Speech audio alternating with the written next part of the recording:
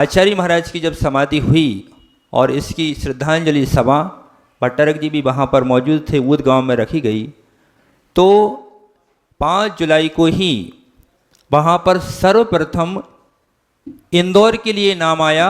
तो हमारे मनीष भैया और सपना गोदा जी ने अपना निवेदन प्रेषित किया कि यह कार्यक्रम सुमति धाम में किया जाए और किसी भी अपेक्षा को रखकर कि हम अपना तन मन धन लगा करके इस आयोजन को करेंगे।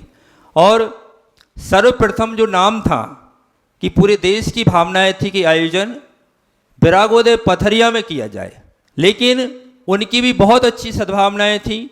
लेकिन गर्मी को देखते हुए चूँकि गुरुदेव के कार्यक्रम फिक्स थे और कार्यक्रम यदि विरागोदय में किया जाता तो वो जून माह में होता, लेकिन उनकी भी एक बार हम उनकी गुरु भक्ति के लिए प्रणाम करना चाहेंगे। उन्होंने कहा यदि गुरु को कष्ट हो और इतनी भीषण गर्मी में कार्यक्रम होगा तो हम चाहते हैं कि ये कार्यक्रम, उन्होंने अपनी शहर से अनुमोदना की कि यह कार्यक्रम सुमति धाम में किया जाए। और जयपुर से भी और हमारे कोटा से भी, बड़ौदा से और सलेहा से, द्रोणगढ़ से, टीकमगढ़ से, अनेक स्थानों से समाज ने, साधुओं ने मिलकर के निवेदन किया कि हमारे यहाँ पर ये कार्यक्रम किया जावे।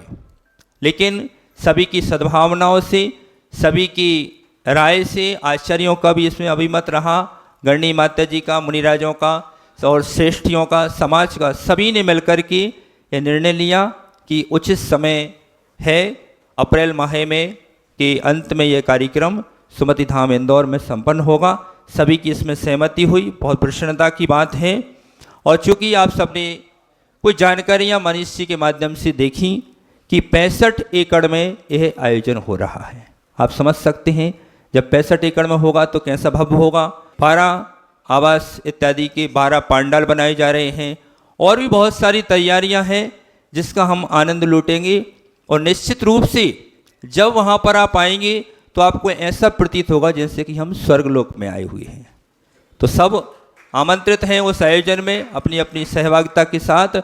और अब मैं सभी अपने इस मंच के माध्यम से सभी आचार्य भगवंतों से, गणनी माता जी से, मुनिराजों से और हमारे जो गुरु भाई हैं, सबसे ज़्यादा अपेक्षा मैं उनसे करता हूँ कि इस आयोजन में अपनी पूरी जिम्मेदारी निभाने के लिए उपस्थित रहेंगे।